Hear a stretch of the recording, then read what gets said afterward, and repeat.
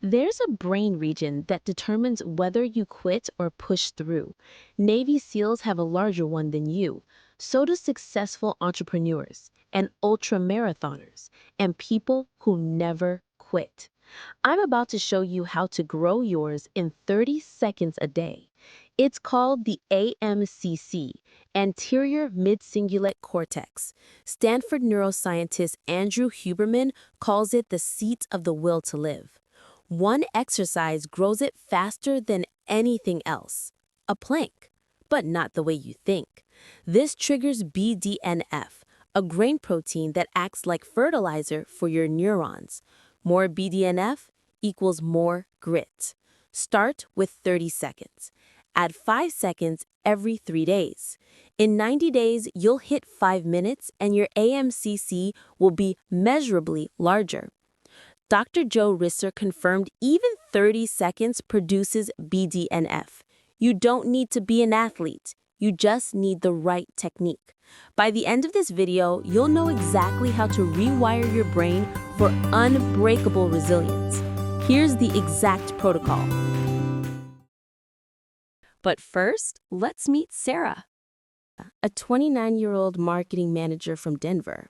On paper, she had everything going for her: a good job at a respected company, a supportive family, natural talent that everyone around her could see. But Sarah had a secret problem that was quietly destroying her potential. She was a chronic quitter. Every single goal she set, every dream she chased, ended the same way. She started a fitness routine in January with genuine excitement, posting her first workout on social media. 2 weeks later, the gym membership sat unused. She enrolled in Spanish classes, imagining herself traveling through Barcelona, confidently ordering tapas. 1 month in, the textbooks gathered dust on her shelf. She applied for promotions at work, spending hours perfecting her resume, rehearsing what she would say. But when the interview invitations came, fear crept in. She found excuses. The timing wasn't right. She needed more experience. Maybe next year. One by one, she watched opportunities slip away. Her friends started calling her talented but inconsistent. Her family stopped asking about her goals because they knew the pattern. Even Sarah herself began to believe she was fundamentally broken, that she simply lacked whatever internal quality separated achievers from dreamers. The breaking point came on a Tuesday evening in March. Sarah sat in the conference room as her company announced promotions. When they called her younger brother's name for the position she had been too afraid to pursue, something inside her shattered. He was 3 years younger, less experienced, but he had one thing she didn't: the ability to follow through. That night, alone in her apartment, Sarah stared at her reflection and asked herself a question she had been avoiding for years. Why do I always quit? What is fundamentally wrong with me? She had read all the motivational books, listened to countless podcasts about mindset and discipline. Nothing worked, nothing stuck. But what she discovered next, completely by accident, while scrolling through videos at 2 a.m., changed everything. It wasn't another motivational speech. It wasn't another guru promising transformation through positive thinking. It was a doctor explaining the neuroscience of mental toughness. And for the first time in her life, Sarah understood that her problem wasn't psychological, it was biological, and biology can be changed. Her brain was about to meet BDNF.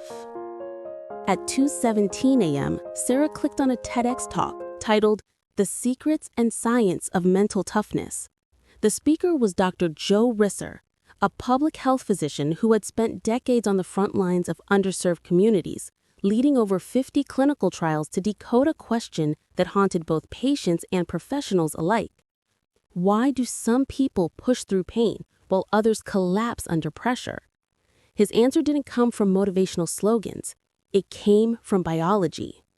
Within the first 3 minutes, Dr. Risser said something that made Sarah sit up straight, something that contradicted everything she had been told about willpower and mental toughness. He said, Grit isn't just about willpower or having the right mindset. Grit is rooted in biology. And the most powerful biological indicator we have discovered to date is a protein that we are just beginning to understand. It is called BDNF, brain-derived neurotrophic factor. Sarah had never heard of BDNF, but Dr. Risser explained it in a way that made perfect sense. He said to think of BDNF as fertilizer for your brain. Just like fertilizer helps plants grow stronger roots, produce more flowers, and survive harsh conditions, BDNF helps the neurons in your brain, the cells responsible for every thought, every decision, every moment of willpower, grow, stay healthy, and communicate more effectively with each other. Dr. Risser then revealed something that changed Sarah's entire understanding of herself. He explained that scientists have discovered many things that can increase BDNF levels in your brain. Sunshine increases it, blueberries increase it, even certain antidepressant medications work partly by raising BDNF levels. But here's what stops Sarah cold. Exercise increases BDNF the most, more than anything else we know of. And among all exercises, there's one that Dr. Risser believes might be the absolute best for building mental toughness: the plank. Not because it's the hardest exercise, not because it burns the most calories, but because of what happens in your brain during those seconds when every muscle is screaming at you to quit, when your body is shaking, when your mind is begging you to stop, and you don't. It's not about intensity, it's about intention. Choosing to endure discomfort on purpose is what activates the grit circuit. Sarah thought this was powerful, but then she discovered something even more profound. She found a podcast episode by Dr. Andrew Huberman, a neuroscientist at Stanford University School of Medicine, who has dedicated his career to understanding how the human brain adapts and changes.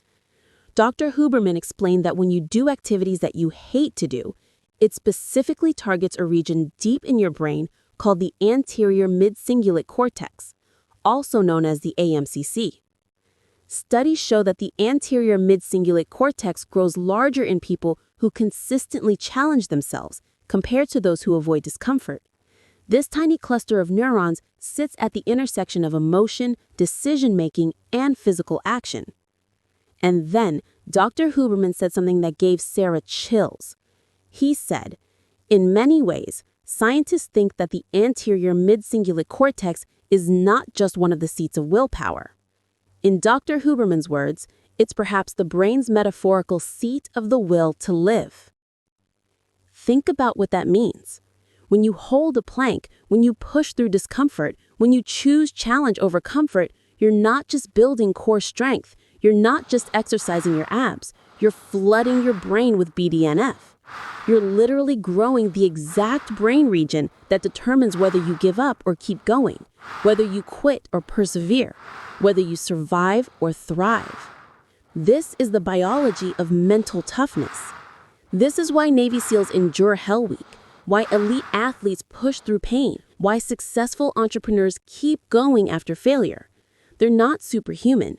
They've simply, whether they know it or not, built a larger, stronger anterior mid-cingulate cortex through repeated exposure to voluntary discomfort.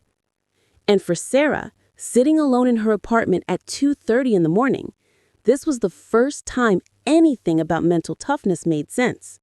She wasn't broken. Her brain simply hadn't been given the biological tools it needed to persevere.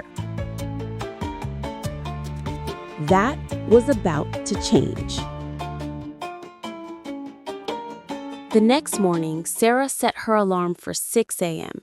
For the first time in years, she didn't hit snooze. She rolled out of bed, placed her yoga mat on the living room floor, and dropped into her first plank position. Day 1 was brutal. Her whole body shook after 15 seconds. At 20 seconds, her mind screamed at her to stop. At 25 seconds, she thought she might collapse, but she held on. 30 seconds. She had done it. But something was different this time. This wasn't about motivation or willpower or trying to prove something. For the first time in her life, Sarah understood she was literally feeding her brain the biology of toughness. Every second of discomfort was producing BDNF. Every moment she resisted the urge to quit, her anterior mid-cingulate cortex was growing stronger. Day 2, 35 seconds. Her body still shook, but her mind was different. She wasn't fighting herself anymore. She was building herself. Day 3, 40 seconds. Day 7, 55 seconds. By week 2, she was holding a full minute, and something remarkable was happening. The changes weren't just physical. At work, when a difficult project landed on her desk, Sarah noticed she didn't immediately look for an escape route. She leaned in. When her boss criticized her presentation, instead of spiraling into self-doubt, she asked for specific feedback and revised it. When the Spanish textbook caught her eye on the shelf, she didn't feel shame. She felt curiosity. She enrolled in classes again. 3 weeks into her daily plank practice, something happened that Sarah had never experienced before. Her boss called her into his office. He had noticed her improved focus, her ability to push through stressful deadlines without falling apart. There was a senior position opening up. Would she be interested in interviewing? Old Sarah would have found an excuse. New Sarah said yes immediately. Not because she felt ready, but because her brain had been rewired to choose challenge over comfort. She got the promotion. But that wasn't the real victory.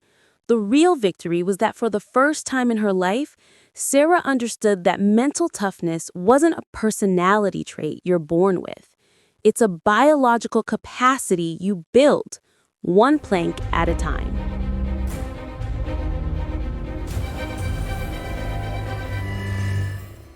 Here's what was happening inside Sarah's brain. Every morning when she held that plank, her muscles sent distress signals to her brain. Her anterior mid-cingulate cortex had to make a decision, quit or continue. Every time she chose to continue, BDNF flooded that region, strengthening the neural pathways associated with perseverance. Within 3 weeks, her anterior mid-cingulate cortex, AMCC, had physically grown. Brain scans of people who regularly practice voluntary discomfort show measurably larger AMCC compared to those who avoid challenge. This isn't metaphorical. This isn't motivational speaking. This is measurable biological change. Sarah hadn't become a different person. She had built a different brain.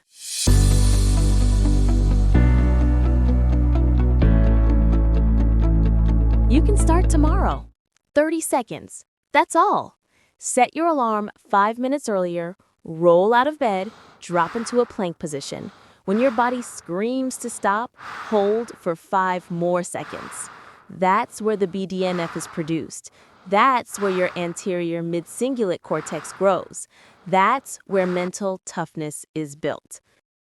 At 5 seconds every 3 days. In 6 weeks, you'll be holding 2 minutes, and your brain will be fundamentally different.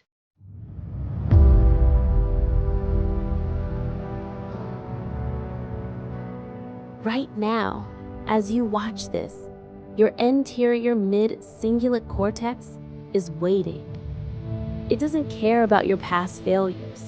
It doesn't judge you for the goals you've abandoned or the dreams you've let die.